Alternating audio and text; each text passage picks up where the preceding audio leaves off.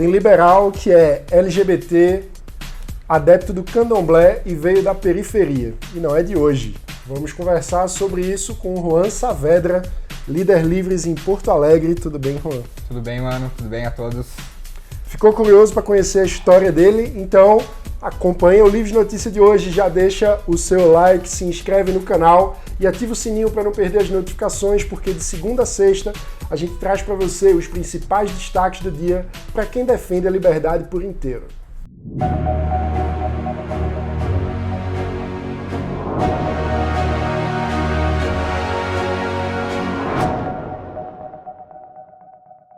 Juan, para quem não te conhece, você que é advogado, um dos fundadores do Livres no Rio Grande do Sul, está com a gente desde sempre, foi presidente municipal do PSL. Fui vice-presidente estadual. Olha aí, foi candidato em 2016, continuou com a gente, hoje é chefe de gabinete do deputado estadual Fábio Osterman, um dos cofundadores do Livres. Mas muita gente ainda não te conhece, então conta a tua história. Como é que você virou liberal? Bom, essa é uma história triste, porque eu me descobri liberal muito tarde. Eu tinha 27 anos já, quando caiu nas minhas mãos o livrinho do Bastiat, A Lei. E como eu recém tinha me formado em Direito, aquele livro, o título do livro me chamou muita atenção. E por que esse livro caiu nas minhas mãos? O meu TCC na Faculdade de Direito foi os prós e contras das ações afirmativas de cotas raciais na universidade pública. E a minha professora orientadora, Ana Paula de Oliveira Ávila, sempre me dizia: tu tem que falar sobre Thomas Sowell no teu TCC, tem que falar sobre Thomas Sowell no teu TCC. E eu não encontrava o livro do Thomas Sowell em português, só encontrava o livro do Thomas Sowell em inglês. E eu demoro muito tempo para ler o livro do Thomas Sowell em inglês. Então, quando a universidade me chamou para reeditar meu TCC, para revisar, para publicar ele, eu fui atrás do livro do Thomas Sowell. E foi quando eu não encontrei o livro em português, e encontrei o livro do Bastiat e comprei o livro do Bastiat para ler. Foi quando ali eu comecei a entender o que de fato era o liberalismo. Porque até então eu tinha uma visão que é a visão de muitas pessoas, e que era a visão de muitas pessoas, e talvez seja aí a grande virtude do Livres, de conseguir desmistificar e conseguir dialogar com diversas pessoas sobre liberalismo e sobre o que de fato é ser liberal. Foi a partir daí que eu comecei a me identificar com o liberalismo, comecei a procurar partidos que se identificassem com o liberalismo, porque até então para mim existia a esquerda, que era o PT, e o liberal, que era o PSDB. O liberal eu identificava com o PSDB, inclusive já tinha tido algum envolvimento partidário com o PSDB em 2011, 2012, e foi ali provavelmente o meu estopim de eu não quero mais saber disso, vou focar na minha faculdade, porque eu me decepcionei muito com a ideologia e com as coisas que colocavam ali. Era um momento também que eu estava recém me descobrindo, me afirmando a minha sexualidade, então muitas das coisas que eu ouvi dentro do PSDB naquela época me fizeram ficar com o pé atrás sobre o que estava ali, o que estava se colocando. E o Livres e o Bastiat e o Livres fizeram com que eu começasse a de fato compreender, e mais do que compreender a ideologia liberal, mas o estilo de vida liberal. Para mim, o liberalismo é muito mais do que uma ideologia política de mercado, de liberdades individuais, mas é também um estilo de vida, a forma como tu te relaciona com as pessoas, a forma como tu absorve a opinião das outras pessoas, mesmo que tu não concorde com elas. Então foi a partir daí que eu conheci o Livres e que eu conheci o Fábio Osterman, que depois veio se tornar meu amigo, fui coordenador de campanha dele e tô aí chefiando o gabinete dele. Muito legal. E conta um pouco da tua origem, porque a gente falou que é um liberal da periferia. Como é que foi isso? Buenas. Eu não posso para falar da minha origem, eu não posso deixar de falar da minha avó, que faleceu em setembro do ano passado, que foi quem me criou. E para mim é um dos exemplos de mulher, de batalhadora. A minha avó é mãe de 5 filhos. No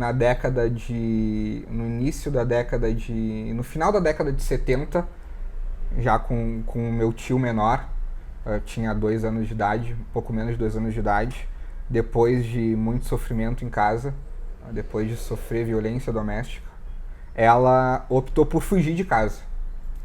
Se agarrou na fé dela, na fé cristã, e conseguiu pegar os seus 5 filhos e ir embora, e fugir de casa e começar a construir a vida nova. E por ela ter os seus 5 filhos, a minha mãe, que era a mais velha, começou a trabalhar desde os 13 anos de idade. Minha mãe trabalha desde os 13 anos de idade na iniciativa privada e desde que eu me conheço por gente, minha mãe trabalha. Minha mãe trabalha até hoje como secretária em uma agência de publicidade há 18 anos. E esse ano eu consigo comprar o apartamento dela. Legal. Então, eu tenho a origem da minha família é de extrema humildade. A minha avó acabou abdicando da vida profissional dela, porque ela sempre teve que cuidar dos seus filhos. E todas as minhas tias e meu tio começaram a trabalhar desde muito cedo. O meu pai é um caso à parte. Meus pais se casaram muito novos, se mudaram para Uruguaiana. Eu sou natural de Uruguaiana, não sou natural de Porto Alegre. Se mudaram para Uruguaiana, foi lá que eu nasci. Com 2 anos de idade... Fronteira com o Uruguai, né? Fronteira com a Argentina. Com a Argentina. Em Paso de los Libres. Eles se separaram, eu era muito novo, nem lembro deles juntos. Meu pai, um cara extremamente inteligente, autodidata, empreendeu em Porto Alegre, depois decidiu empreender em Salvador. Como todo empreendedor, passou grandes dificuldades, acabou tendo que voltar para Porto Alegre em 2000, eu nem lembro bem a data, mas eu não sei se foi 2001 ou 2002, que o pai foi embora para os Estados Unidos, foi morar nos Estados Unidos. Ele entrou legal, recebeu o visto de 6 meses e após os 6 meses ele permaneceu com residência lá e até hoje ele é imigrante legal nos Estados Unidos e tem uma condição de vida razoável. Enfim, a vida nos Estados Unidos é bem diferente daqui, ainda como imigrante legal.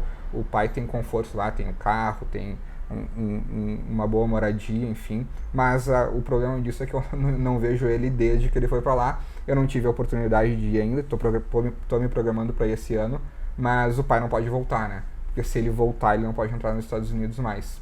A situação da imigração, a propósito, também tem a ver com liberalismo. Também tem a ver com liberalismo. Eu estudei em escola pública até a 7ª série. Depois a minha mãe conseguiu uma bolsa de desempenho para mim na faculdade não, no colégio. Nunca, a bolsa que eu tinha era de 90% do colégio. Colégio Nossa Senhora da Glória, um ótimo colégio. E foi bem na época que surgiu o ProUni, foi bem na época que surgiu o programa do ProUni, mas eu não podia usufruir do ProUni. Ainda que eu tivesse sido oriundo de escola pública, tivesse com uma bolsa de 90% e tivesse renda familiar que se incluísse dentro do programa, eu não podia usufruir do programa porque eu não tinha tido bolsa integral. Então, durante esse tempo eu trabalhei bastante, atuei em diversas frentes, fiz curso técnico de informática, e daí chegou um momento que eu não aguentava mais saber de lógica, de matemática. Eu era estagiário, juntei dinheiro, paguei meu primeiro semestre da faculdade, e daí na época em que o FIES ainda conseguia oferecer boas condições, e quando o FIES explodiu foi bem na época que eu me formei. Depois muitos colegas meus não conseguiram nem seguir na faculdade por causa dos problemas que ocorreram com o FIES, e com o FIES eu acabei me formando. E eu continuo pagando FIES até hoje, já de implante. Olha aí. E hoje é advogado e trabalha no gabinete do Fábio, é chefe de gabinete, aliás, depois de ter sido um dos coordenadores de campanha. E como que é essa experiência de trabalhar na Assembleia Legislativa? É muito divertido, em primeiro lugar. A gente se diverte bastante na Assembleia com tudo que a gente vive lá. É muito trabalhoso também, porque, enfim, é o primeiro mandato do Fábio, do Giuseppe também, que é associado do Livres, mandatário do Livres lá no Rio Grande do Sul. É o nosso primeiro mandato. A gente teve a gente precisou ter uma curva de aprendizado imensa em pouco tempo para conseguir compreender onde a gente estava colocado, o contexto em que a gente estava colocado. Os guris têm feito um excelente trabalho e, assim, a cada semana que passa, tanto eles quanto todos os assessores aprendem cada vez mais do funcionamento da Assembleia, das coisas boas que nós podemos fazer e das coisas em que nós esbarramos por falta de vontade política, por falta de competência legislativa dos deputados estaduais, por pressões externas à própria Assembleia, e que no Rio Grande do Sul isso é muito comum, mas eu tenho certeza que os guris têm feito um baita trabalho. É o primeiro mandato do Novo na Assembleia, né? E eles, sem dúvidas, vão deixar um importante legado para que dentro da Assembleia o Novo continue fazendo excelentes mandatos e ajudando o Rio Grande do Sul a construir alternativas, porque tá difícil. E você falou do Novo, e você faz parte, está participando do processo seletivo para ser um pré-candidato do Novo, né? Com a vereador de Porto Alegre. Conta um pouco, qual que é a ideia? Sim, eu estou na terceira fase do processo seletivo agora, faz 2 semanas acabei de ser aprovado na segunda fase. Comecei a construir essa ideia de candidatura já no fim da eleição de 2018. Eu e o Fábio já tínhamos conversado sobre isso, o Fábio também sabia que eu sairia, né, durante esse ano da função de chefe de gabinete para começar a focar na campanha, e desde então eu tenho começado a trabalhar junto com as pessoas que estão comigo, junto com o pessoal do Livres também lá no Rio Grande do Sul, o Jota, que é o nosso coordenador estadual agora, a construir uma plataforma, a construir uma campanha que a gente vai se orgulhar do trabalho dela, muito também da experiência que a gente acumulou de 2016, que eu de alguma forma estive ao lado do Fábio na empreitada dele à Prefeitura de Porto Alegre, mas principalmente em 2018, que foi quando eu coordenei a campanha do Fábio e foi quando eu tive de fato uma grande experiência que eu tenho certeza que eu vou conseguir, se todas as pessoas que estiverem comigo me ajudarem, a aplicar esse ano nas eleições e conquistar uma cadeira na Câmara de Vereadores em Porto Alegre pelo Novo, que já tem lá o Felipe Camozato, que faz um grande trabalho.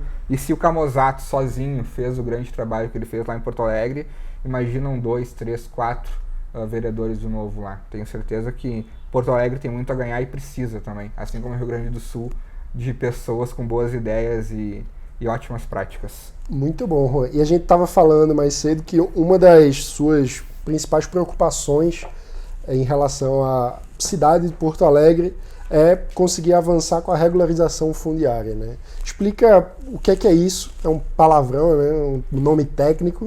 O que é regularização fundiária e por que isso é importante? Certo. Regularização fundiária é basicamente dar direito de propriedade às pessoas que moram em zonas irregulares.